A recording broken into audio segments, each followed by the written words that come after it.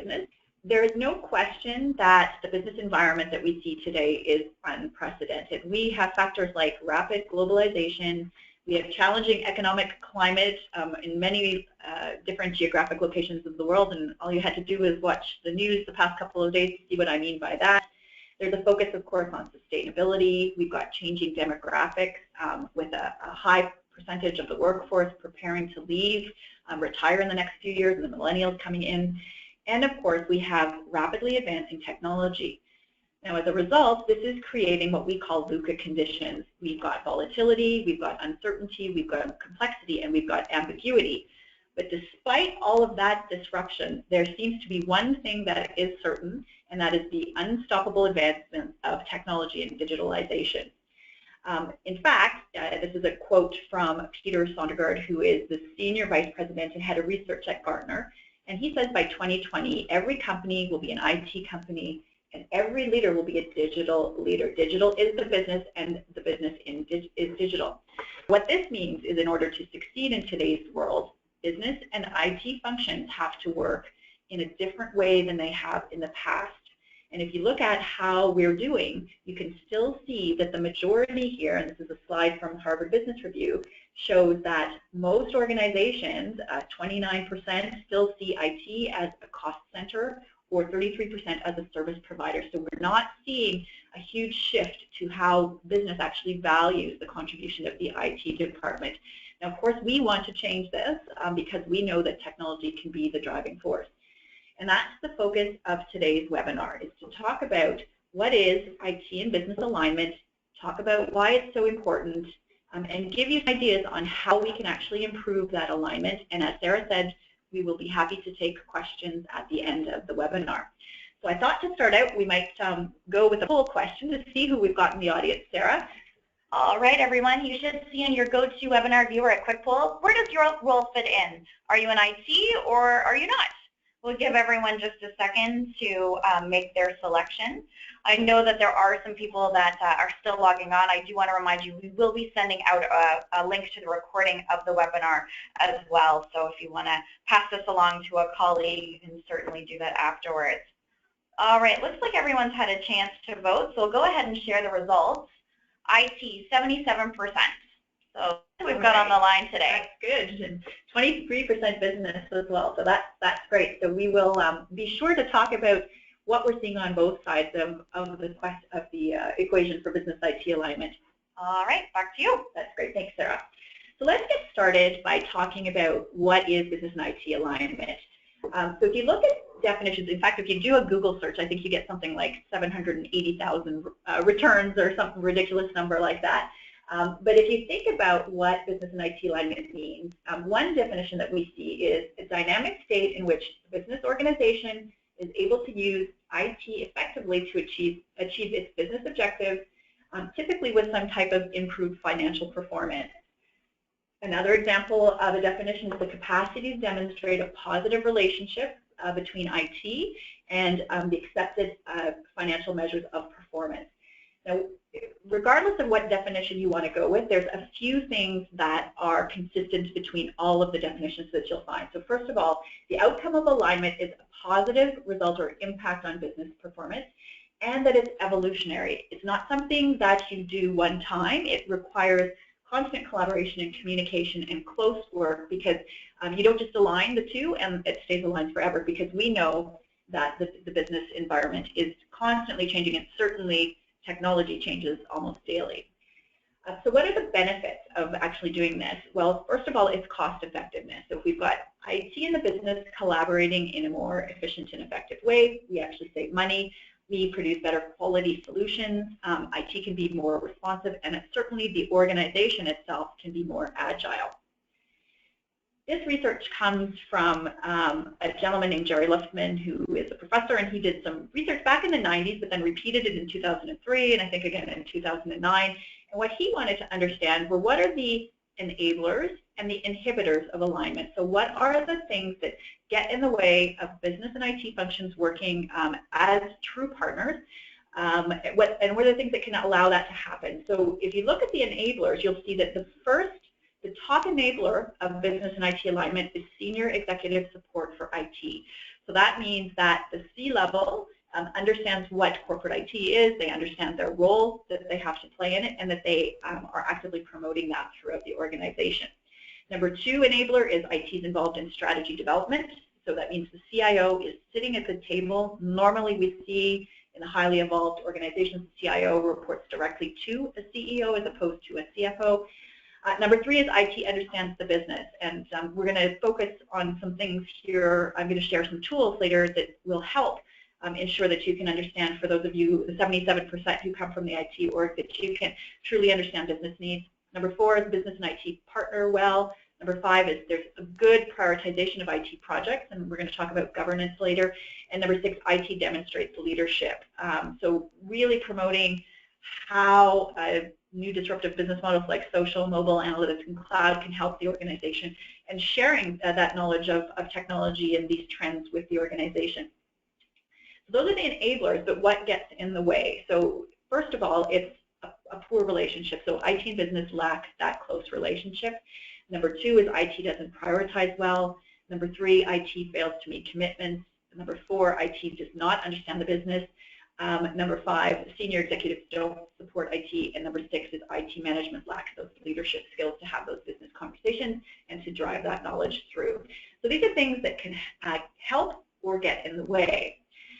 Now, Jerry Luxman also came up with 6 factors that he said that you can actually look to measure alignment, so to see how well aligned your IT and your business function are. And I'm going to go through a little bit of information about each one. So first of all, it's how effectively do IT and business communicate? How is IT governed is number 2.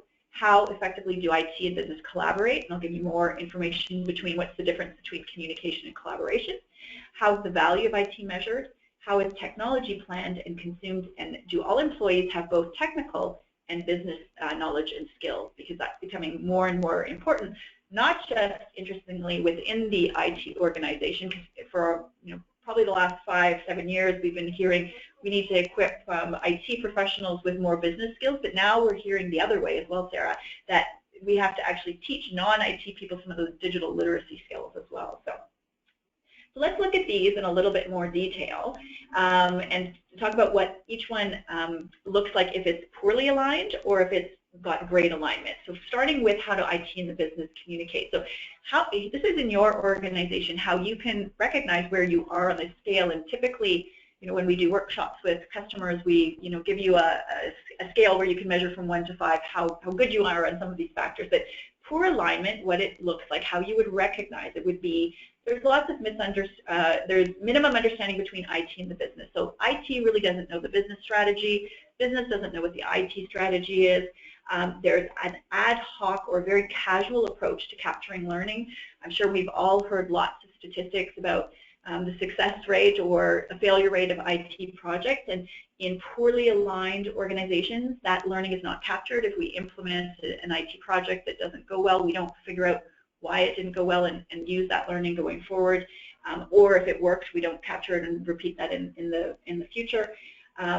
Command and control approach to communication, so we just tell people what they need to know when we think, but we don't involve them. Limited knowledge sharing, and few strong relationships. Now, on the other hand, really great alignment looks like there's a pervasive understanding between IT and business, and again, it goes both ways, not just IT understanding the business, but business understanding IT. Strong and structured capture and application of learning. Informal protocols, so things are happening without you forcing them. So you don't need to say, every project we have to sit down and do a debrief. People do it naturally. It's just part of the culture.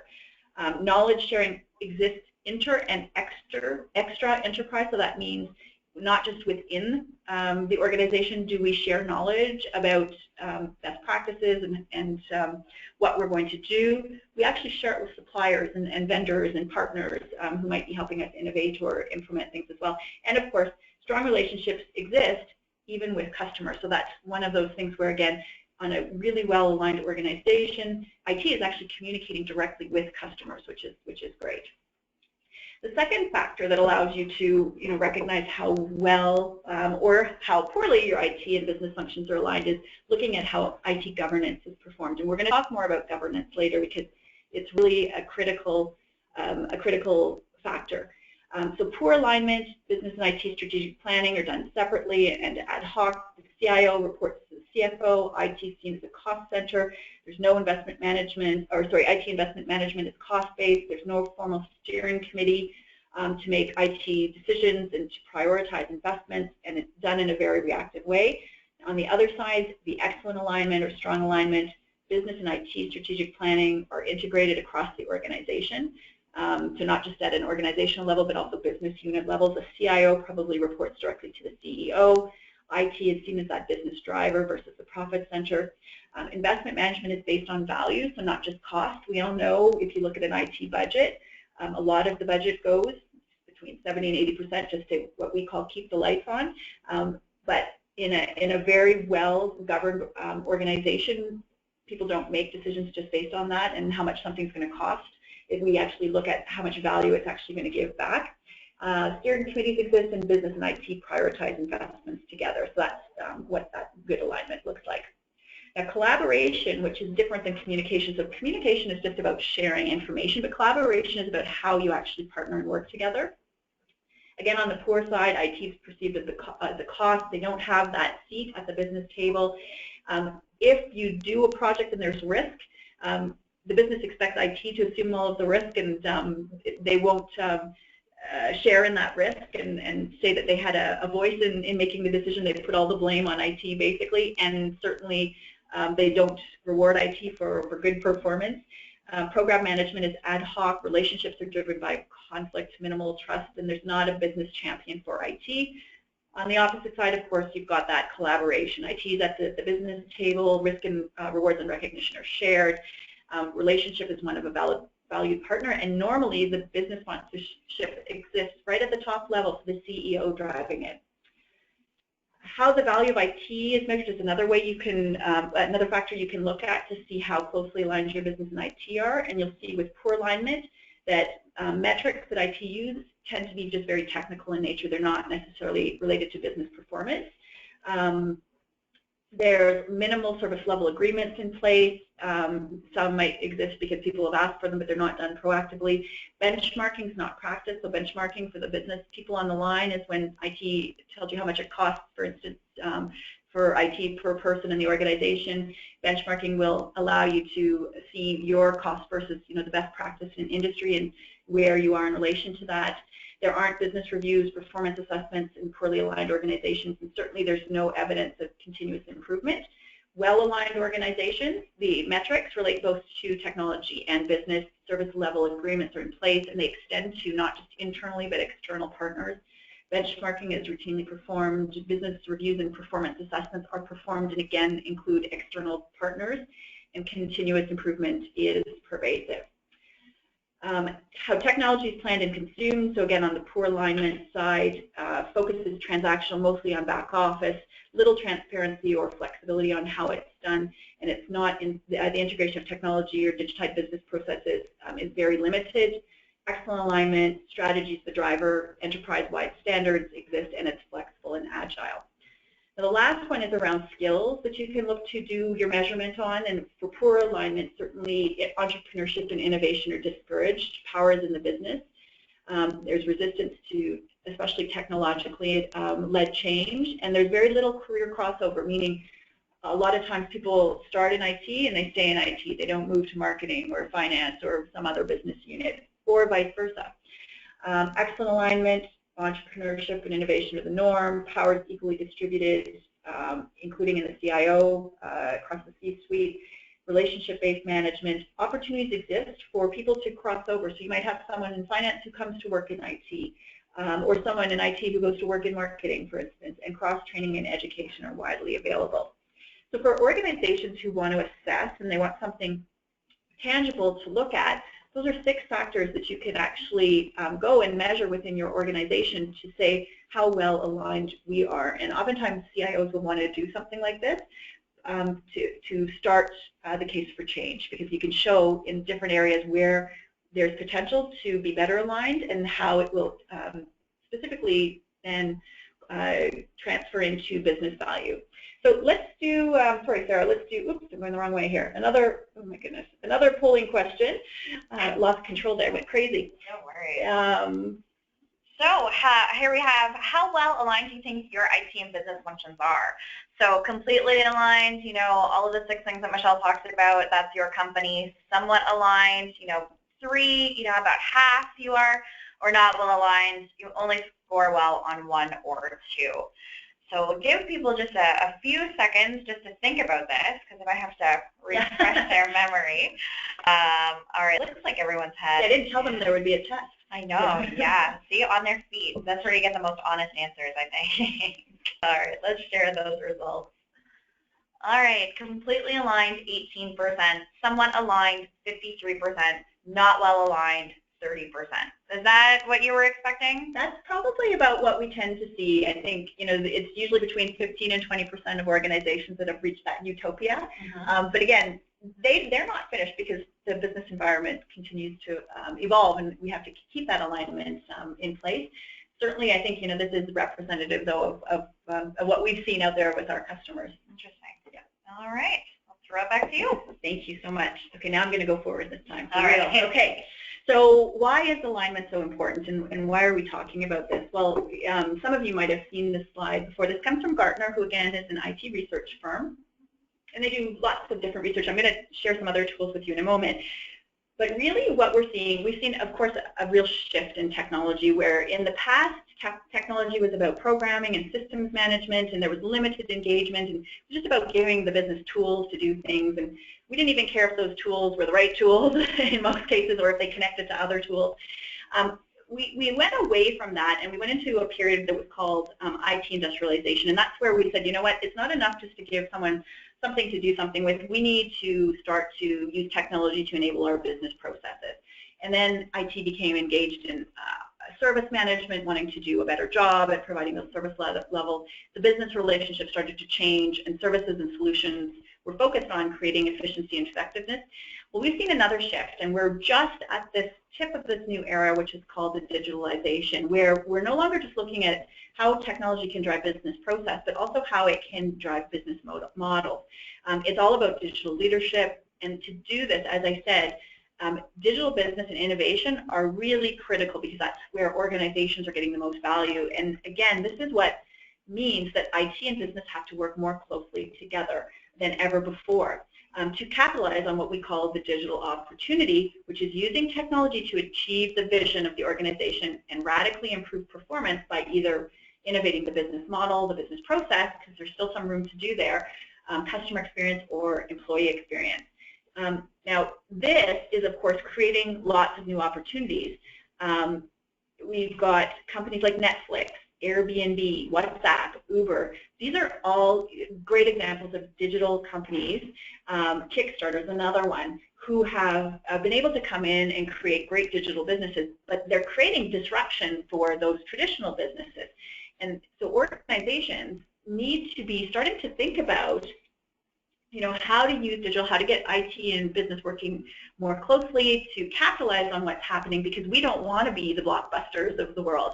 And certainly we know Netflix was a big disruptor, but WhatsApp disrupted the whole telecommunications industry. So they replaced the texting that traditional companies like here in Canada, the Bell and the TELUS were seeing, and that revenue went away because now people are using WhatsApp. Airbnb has completely disrupted the hotel industry, and certainly Uber's disrupted taxis. So in order to capitalize and to protect ourselves against this and to leverage digital, we need IT and business closely aligned. Quickly, just to go through some examples of what we mean by each of these, organizations can actually capitalize on this digital disruption, again, by leveraging IT to either digitally modify or complement their existing business offers, or create new digital business lines. One example of this is Nike is now working with Apple to expand wearables. Wearables is a real hot trend, obviously, in lots of different industries, not just in something like sportswear, fashion. One of the companies we work with, which is a luxury retailer, they're now doing watches, of course, and we would never have expected that from such a traditional industry. But this is an example of how an organization is supplementing a product with technology. IKEA's had product innovation by doing their chargeable lamps, so you can just put your mobile phone on the X on the lamp and it charges it for you. My kids have asked me for my credit card a few weeks ago. They wanted to order one of these for every room, so they would always have battery. We can, of course, use technology to continue to digitalize business processes, improve employee productivity, or drive better decision-making. Tesco, and we might have some people from the UK on the phone today with us, or on the online today with us. Tesco, which is like a Loblaws, a grocery store in the UK, they see that the whole future is robots and wearables. So they've actually given all of their employees in the warehouse armbands, and where they used to have to manually check off on a clipboard where they move products, now the armband tracks everything for them. Xiaomi, which is a Chinese cell phone manufacturer, they actually use crowdsourcing to be their research and development department. They get all their ideas for features on their phones from their customers. We're using digital to really drive the customer experience, increase our customer understanding, improve that top-line growth, provide new sales opportunities, and increase those customer touch points and strengthen our brand. So for instance, Miami International Airport is using these beacons. So these are little beacons that are set up throughout the airport that can attach to your mobile phone if you have your data on, and it can provide you information if your gate changes or where to go for a drink, and lots of different shopping advice, all those types of things. And then, of course, the employee experience. Digital is really driving this, where we're able to increase connection within the organization and colleagues, provide that new way of working that people really want, which is mobile, flexible, inclusive, so allows you to work in a social way with your entire organization. And we know that the main trends behind this are social, mobile, analytics, and cloud, Internet of Things. And then, of course, we're starting to see emerging trends like 3D printing, robotics, and artificial intelligence. Now, of course, again, this is really important because in order to do all of these things, business and IT have to work well together. So let's take another quick poll question here, Sarah. All right, everyone, how is your company using digital? Changing your business model, innovating our business process, improving client experience, improving employee experience, or we're just not using it? If you want to just take a second and choose the one that best describes your company. All right, give everyone a few more seconds. Just as a reminder, we do have some time for questions at the end of the presentation. So if you do have any questions, be sure to pop them into that questions pane. And we'd love to hear your thoughts about the presentation as well. All right, let's share the results. All right, interesting, very widespread. Changing your business model, 12%, innovating our business process, 18%, improving client experience, 38%, improving employee experience, 18%, and we're not using it, 14%. Is that high, 14%? No, that's about right. Yeah. I think we see between, most surveys I've seen a couple from IBM, Capgemini, it's usually about 15 to 20% of organizations who are just starting to think about how they're going to use digital in different ways. Yeah. So, and I would say, it's really improving the client experience is the number1 way that organizations start with the digital. But more and more, we're seeing evidence that it's that changing your business model is becoming really critical as well to avoid the disruption by those companies like the Ubers and the Airbnbs. Interesting. All right, back over to you. Great. All right, so let's then get on to some practical advice as to how we can improve IT and business alignment, because we know that we're not necessarily that aligned. We know there's opportunity to improve, and we know that it's important if we want to capitalize on these things like digital, or even just continue to use technology to drive business performance. So we say, there's 3 things that you can do. So 2 of them involves education, which I like because we're a training company and we can help with that. So the first is educating IT on business, and the second is educating business on IT, because it is, again, dynamic, 2-way. But the third step is around optimizing your governance, and that's on how the business and IT work together, and that's a real driving force that you can capitalize on. So let's start with educating IT on business. So the first thing that we say to IT professionals who want to be able to deliver more value is start by understanding your business. Understand what it is your company does, understand the business model. I'm going to give you some tools. Then, once you understand that, make sure you understand each of the different functions, and by that I mean departments. So what's going on with marketing? What are their biggest concerns right now? What about customer service, sales, your operations, your supply chain, whoever it is, understand those different functions and what are their pain points and how can technology, digital or not, help with that, and then work on the most important stakeholders that you've got. So we teach them in the programs that we have that understanding your business means understanding the entire organization, and there's two parts to your organization. There's what we call the formal organization, which are things that are documented, and you can go and get your hands on, or you can talk to people about as well. So those are things like your business model, your vision statement, organizational charts, understanding the business capabilities that are required to actually drive your company, the key performance indicators. But then there's the informal organization, which we'll come to later, which is equally as important to get things done and to create that strong relationship. But let's start with the formal. So as we look to understand the formal organization, we have to put it in context of not just what we do, but what's going on in the environment, and include things like that understanding of how technology is driving change in what's called a Pestle. So these are the big macro factors that impact everybody, the 5 forces. So this is an analysis of your industry, and then of course, what are your competitors doing, and relate that to your company business model. So to see if you're keeping up and keeping pace with things. So we use a great tool called the Business Model Canvas, which is a very simple representation that shows how value is created by your company, how it's delivered, and how it's captured. And I think we've made really great progress in this. You know, I talk to lots of IT professionals now who do have a good understanding of this, but I remember, and this was, well, it was about 15 years ago, I started work at Fidelity Investments, and I remember being in my orientation with people who had started in an IT function. And Fidelity Investments is a mutual fund company, so they take people's money and they buy stocks for the people, and you pool your resources. You can buy lots of stocks instead of just one. And I remember someone asking, it was the senior vice president of sales, and he said to the people in the class for the orientation, what do we do? And the IT people had no idea what we did. And I thought, how can they build systems for us if they don't understand our business? I'm glad to say most of that's gone away, but I think there's still an opportunity for us to increase our understanding of our business and how we can do this. So the Business Model Canvas is a simple 9-box grid that allows someone to understand first of all, their customer segments. So who are the customers over here that we actually serve? And so for instance, if you're in financial services, it might be your high net worth customers, your business customers, your retirees, however you segment your customers, but understanding what are those customer segments, and then what is the value that we actually give to those people. I can't use my mouse, it's too sensitive. So what's the value proposition that we deliver to each of those customer segments? What does the relationship look like with those customers? So how do we interact with them? Is it very personal, or is it through IT and technology and they self-serve through different channels?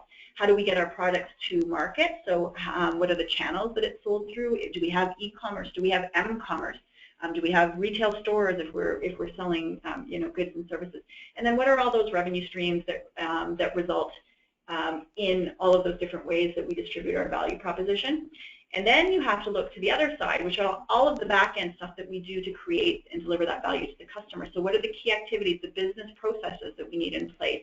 What are the resources? What are the partnerships that we need? And what does all of that cost? And we try to teach IT professionals to look at this business model canvas in 2 ways. So first of all, do an as-is state, and then start to think about 2B. How could technology be used differently in order to maybe reach different channels or to provide a different way to relate to your customers? So do that 2B state as well. And it's a great tool that you can use with the business to first of all show that you understand what business you're in, but secondly that you can show where technology can add value and have an impact. So that's a really good tool, but don't forget the importance of the informal organization as well. So this is a key part where sometimes you have to do a little bit of navigating, because understanding what the business is and how you measure success is great, but you have to have those personal relationships in place. You have to understand how things get done. You have to understand where that informal power lies that can help you actually drive your maybe digital agenda forward if you see an opportunity to promote the digital agenda. So you have to have a really great understanding of that informal organization, and really the key secret to success in this area, but also in building stronger relationships, are those soft skills. So those interpersonal or personal communication skills. So how well can you speak to and listen to someone? We call that interpersonal understanding. Are you able to really hear what someone's saying, or do you just kind of hear what you want? Influence and persuasion. So how can you actually influence stakeholders to do things? How can you build relationships? Are you customer service oriented? Do you demonstrate entrepreneurism? Because what we're really starting to teach a lot of IT professionals now is to think like an entrepreneur. So treat IT like it's your business. Be proactive. Have a vision of how you think IT and technology can help your organization. Look for those opportunities. Capitalize on them. Make sure you drive them forward, and be creative in your thinking. And we do lots of fun training around creative thinking. And a lot of times people will come in and they say, oh, you know what, I'm in IT, I'm not so creative. But creative thinking is a process, and I have some of the best creativity come from very structured minds who would never have thought that they could come up with great ideas. So make sure that you start to do those things, build those interpersonal skills. But we also, at the same time as we're educating IT on the business, we have to educate business on IT. And I know we had a lot of IT people on this. So I'm going to say, as we go through this section, think about how you can do some of those things to help your business stakeholders. So people who are in the business, this is going to help you. You can go out and start doing it yourself. But for IT people, the next section, these are some ideas and types of conversations that maybe you can start with your business stakeholders to help. So here's an example of, in the past, how technology was actually consumed in organizations. And I love this video. I'm in my late 40s, and I've worked in business a long time, and I remember where they used to give me a new computer, and I'd have no idea what to do with it. You can see this guy had that same problem. He thought his CD-ROM drive tray was actually, a coffee cup holder. But that's because we used to get IT first in business, and we didn't have it at home. It's very different today. What we're seeing is what we call the consumerization of IT, and that is most technology is now actually originating at home and then being brought into the business. And that is very disruptive for organizations who have, and I'm going to talk about why in a moment it's so hard for us to maybe adopt that. But that notion that it's shifting from, now we give people things in business and then they maybe adapted at home or adopted at home, it's switched. People are very fast to get technology at home, and they come to work and they expect that same experience that they've got at home at work. And this is not something that's going to stop. So it's something that we have to learn to cope with, but it means that people who are in business have to be realistic about what they expect of IT and realize that it is different. And people in IT, we have to educate our business stakeholders on how corporate IT is different.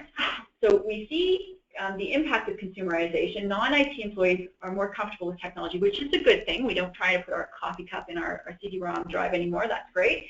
But they come with higher expectations around the devices that they can use, how they access things, the applications that they've got, and the type of experience.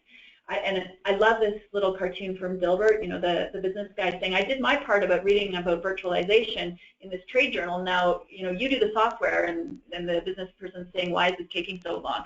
So, this shows us of some of the things that are going on about this unrealistic expectation of how quickly IT can deliver on things.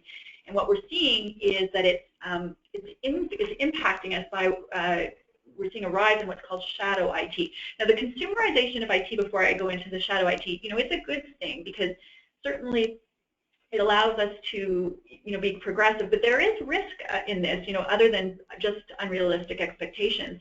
There's a brand risk. So a lot of companies don't want to give out, Facebook or access to different social media sites, because they're afraid their employees are going to, say things about their company and they lose control of their brand. There is an increased cost associated with this consumerization of IT as well, because it's very hard for IT to support all of the different devices that people want to use. You think of it, in the old days, everybody got a BlackBerry, IT only had to support a BlackBerry.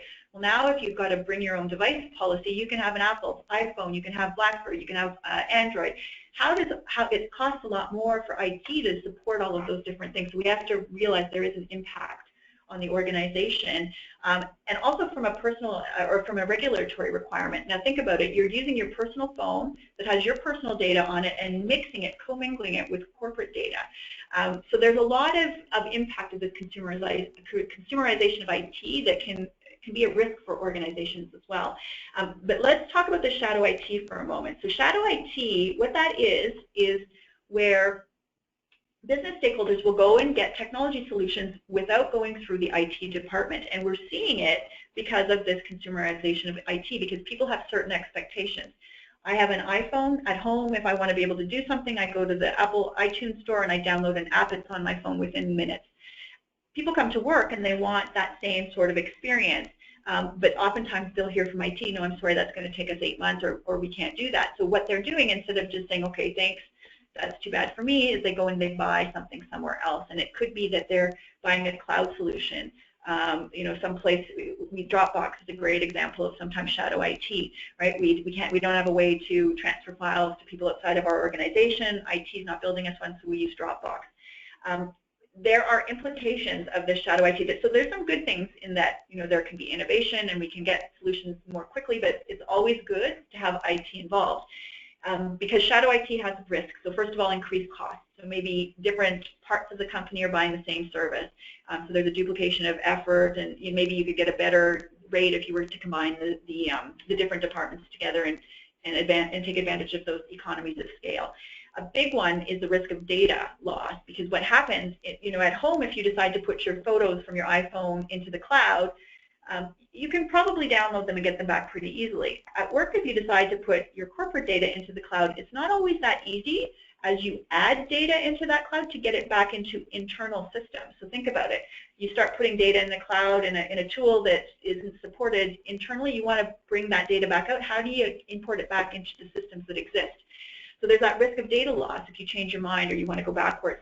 There's process inefficiencies where, again, there's duplication of efforts, and certainly compliance issues. A lot of it is around the storage of data and where you put this data.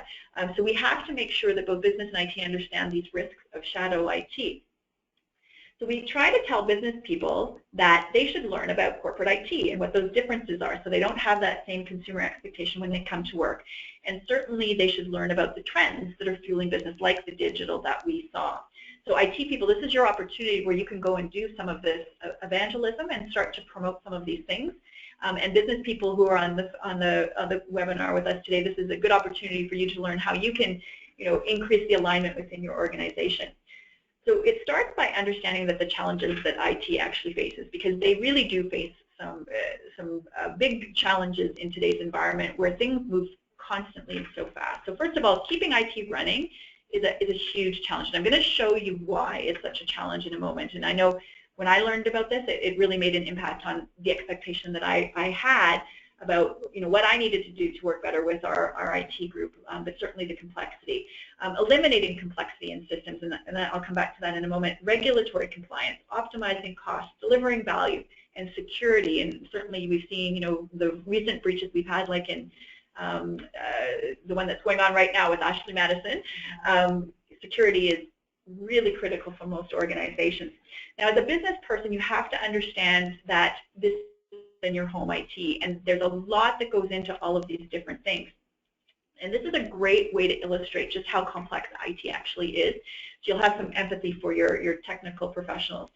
Now, in the past, when a business person or a business unit wanted something, IT was, so let's say I wanted a new system to do my expense reports. I would go to IT, and they would build a system for me. And they built that in isolation. So if Sarah wanted something to manage HR functions, say, they would build another solution. Those solutions wouldn't talk to each other. They would just be isolated, built in silos. And this is old days, like 20 years ago. Then what happened at some point is that we realized that those solutions should talk. So my expense report should talk to my HR system. And we started implementing those ERPs, enterprise resource solutions that we saw. But then IT had to connect those systems, and they did that very manually by building these little pipes to connect them, because they had to connect them first inside the organization and then outside of the organization as well. So what we ended up with is, you can see, it looks a little bit like spaghetti. We've got different systems connected with these pipes to different things. It's a bit of a mess.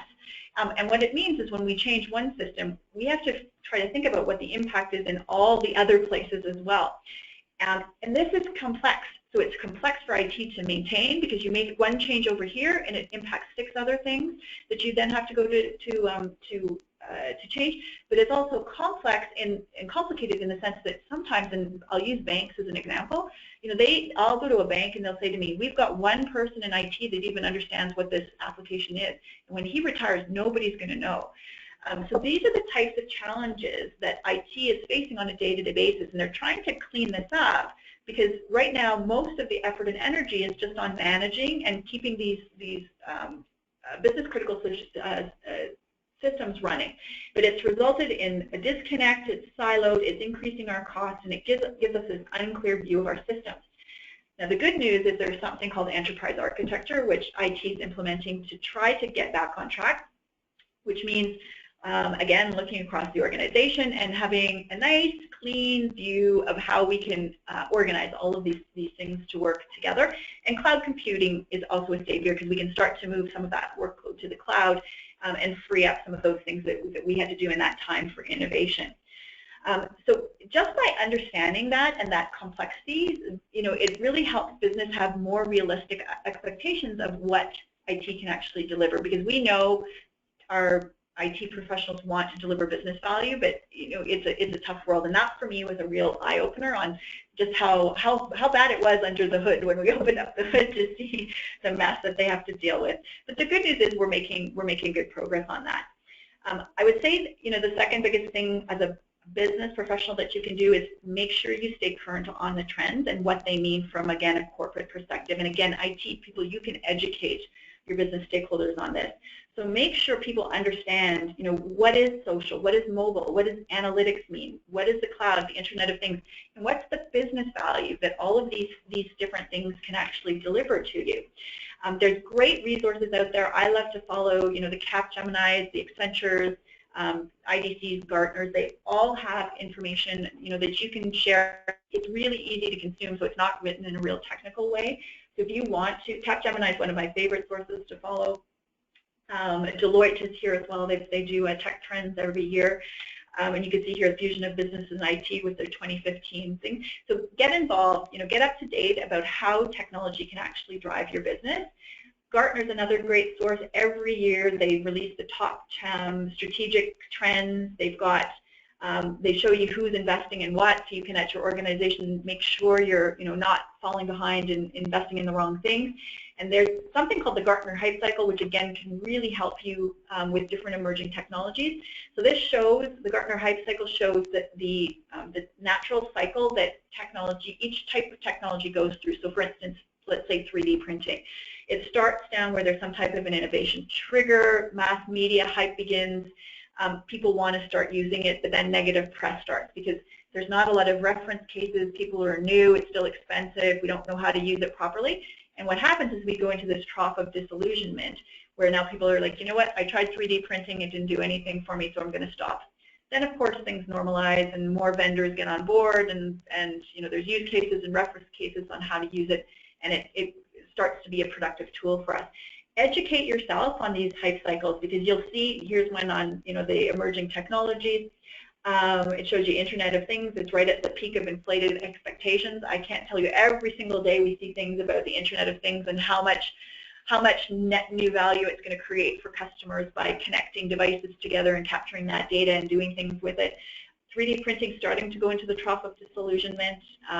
So if you can, as a business stakeholder, educate yourself on these, and as an IT professional, help your business stakeholders keep up to date, you can have much better conversations about what you want to do. Now, optimizing your governance, that's the last thing that I'm going to talk about, and then we can take some questions, Sarah, is really important. So IT governance is the process that ensures that there's an effective and an efficient use of IT that, again, allows the organization to achieve its goals. It's about the decision rights and the accountability. So that's what needs to be governed, the types of decisions that need to make, and who needs to make them. And then again, here's another definition around it's the leadership and organizational structure and processes that ensure that an organization's IT sustains and extends its organizational strategies and its objectives. So governance is really about making sure that as an organization you're using technology to do the right things, to do them the right way, to get them done well, and to realize and capture the value. So that's the real critical piece. So it allows you to set a strategy, make sure that you implement it in a way that's going to be efficient and effective, and then make sure that you capture that value. Now, this is a shared responsibility. In many organizations that I work with, there's still far too much of the responsibility for governance in only the IT function. It has to work both ways. So let's do a poll question before I tell you why, to see about how governance is handled out there in the organizations where we have people representing today. Perfect. All right, everyone, we'd like to know how involved are business stakeholders in IT governance in your organization? So it's a shared responsibility, real partnership between IT and business. Business is involved when they have to be, approvals, etc. Business is not involved at all, or you're not sure. We'll give everyone just a few moments to think about their business and all of the people that work there. And then I will invite people last chance to ask questions. So we're going to head into our Q&A session. All right, let's go ahead and share these results. Very interesting. Shared responsibility, 25%. Business is involved when they have to be, 56%. Business is not involved at all, 8%, and not sure, 11%. Is that about? I would say, yeah, that's about right. And it's good because we've seen a shift into that involved when they have to be, so that's a good thing. Because if you think back even 10 years ago, they really weren't involved a lot. So we're making progress, but we still got lots and lots of room to improve it.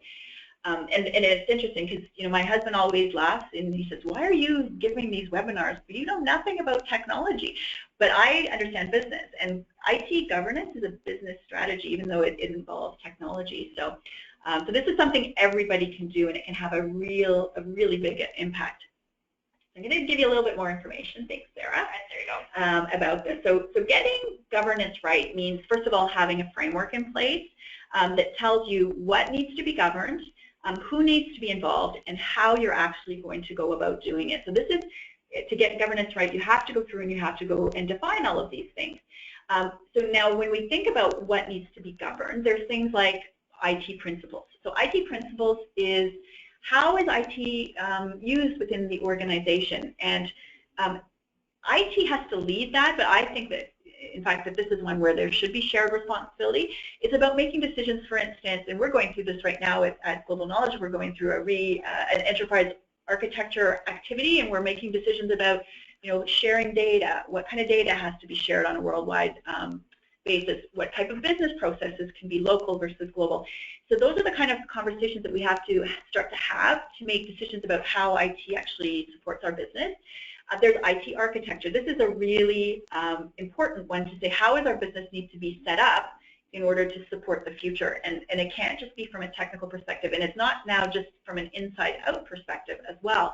It's about thinking now our systems have to be connected to our customers, to our suppliers, so it's not just looking at our own organization. But that's one where business and IT have to start to really take a future-oriented look and work together.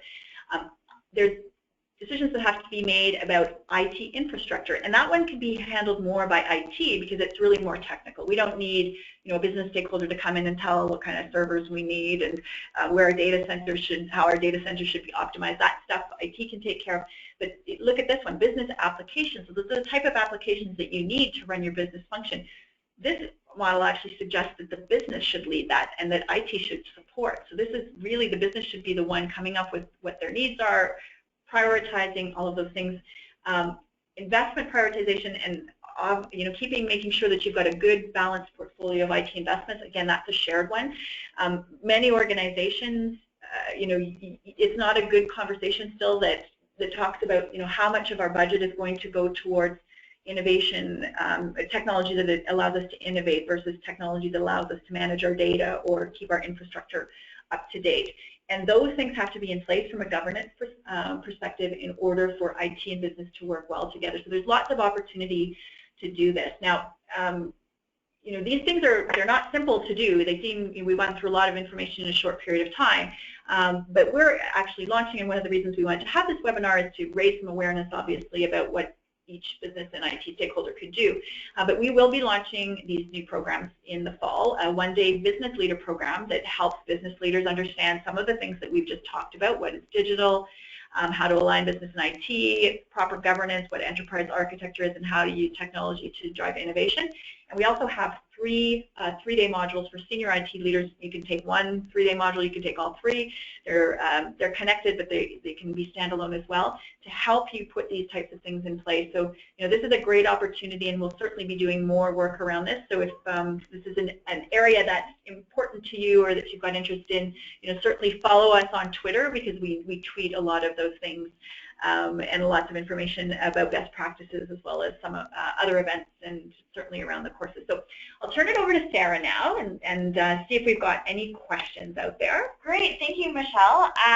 So I will let everyone know that we will be sending out a recording of this session today via email after the webinar, as well as the slides will be available on our SlideShare page. So Michelle, a couple questions here, a lot of comments actually, which is really, really interesting. First of all, can you give us an example of a client maybe that perhaps that we worked through that is going through and how we were able to help them? Sure, yeah, absolutely. So the programs that we're actually launching here in Canada are actually a version of something we do for a client in our European market. So we work with a global luxury retail brand. This is a luxury retail group that owns over 60 different brands, and you would recognize a lot of them. They've got fashion, they've got watches and jewelry, they've got wines and spirits. And they came to us about 3 years ago to build this program because they wanted to equip their senior IT leaders to actually deliver more business value. So a lot of the content that will go into the new programs has been stuff that we've been teaching for a while, and this organization has been able to really drive a lot of change by putting their senior IT leaders through this, and at the same time we give them assignments along the way to go and engage business holders. So that's one client that we've worked with who now we're going into year 4 actually on that program. So we've had great success, and we've educated about 150 different people from different parts of the world, and some great experience there. So fantastic. We've had a couple people write in about IT as a cost center. One person wrote in, if there's an opportunity for a cost center to move to a profit center. Yes.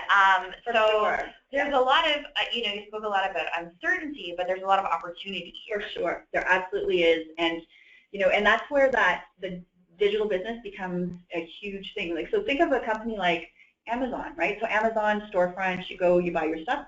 They've been able to turn IT into a profit center itself. Amazon services, cloud services, whatever, all their storage things. So now they sell storage, they sell their IT front. There's lots of ways that you can actually turn IT into a profit center, depending on what type of industry you're in. But certainly, IT can move from being seen as a cost center to as someone who can unlock different business channels, ways of delivering different business value as well. So, but it takes good collaboration and work, and it takes a plan. So that's the most important thing. You have to have a vision of how that's going to happen, and then you have to work hard to achieve that vision. So business is going through disruption. IT departments are going through a disruption as well. Absolutely. So what can the IT pro do, right now, with your crystal ball about what an IT pro's job is going to look like in 5 or 3 years? Well, certainly, and to give some examples of the disruption that we're seeing, because we've got a lot of business people on the line as well.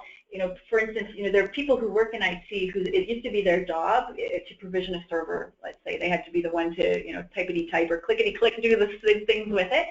Now, if people are buying from cloud, those people who used to have to provision that server and set it up and do all of those things now actually have to go and negotiate contracts with vendors and manage relationships. Those are really different skill sets.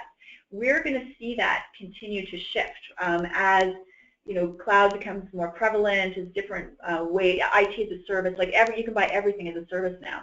So I would say the best thing someone in IT can do is start to invest in their interpersonal soft skills, because it's all about communication, relationship, teamwork, collaboration, and if you can learn to speak well, if you can learn to speak technology to business stakeholders, you'll always have a job. It could be a different job than today, but investing in those soft skills is really critical at this juncture. Where does HR fit into all of this? Interesting. Well, HR has a big role to play, and we do a lot of work. Actually, I've been out on the road talking to HR departments about, their job in making sure that, first of all, I tell HR they have to understand the technology vision of their company, and most don't, because technology is still a little bit of a mystery. So I tell them, you have to go and ask your CIO, what is your vision for digital or for technology? And then you have to understand what kind of resources that you need in order to achieve that vision. So what kind of skills are you going to need to be bringing into the organization to achieve your roadmap, which can be really hard, because if you think about it, some of the jobs that we have today may not exist tomorrow, but some of the hot jobs for tomorrow may not exist today either. We've seen a real shift. There's a real push on organizations are going to need data scientists, and we know there's a shortage there. HR needs to start working with IT to identify some of those emerging trends where we need to start sourcing skills to make sure that we've got the right skills within our IT group. So that's HR's responsibility. They have to be up on that more than ever before. But at the same time, HR also has to make sure that the rest of the business, so business stakeholders, can also use digital, so people can work in a social and a mobile way. So HR has responsibilities on both sides of the fence with this one. So it's a great opportunity for them to also up their value. All right, excellent. Well, we are all out of time today. I do want to thank Michelle, and I want to thank you all for joining this webinar today. GlobalKnowledge.ca is a great, is a great resource for free webinars and blog posts and white papers. So do check out our Global Knowledge Center. Michelle, any final thoughts? No, I just thank you as always for your participation, and if you did have questions that we weren't able to answer, feel free to send me an email, michelle.moore@globalknowledge.com, and follow me on Twitter if you do want more information as well, because I do post about IT as well as soft skills quite a bit. So fantastic. Thank you, everybody. You may now disconnect. Thanks, Sarah. Thanks, everyone.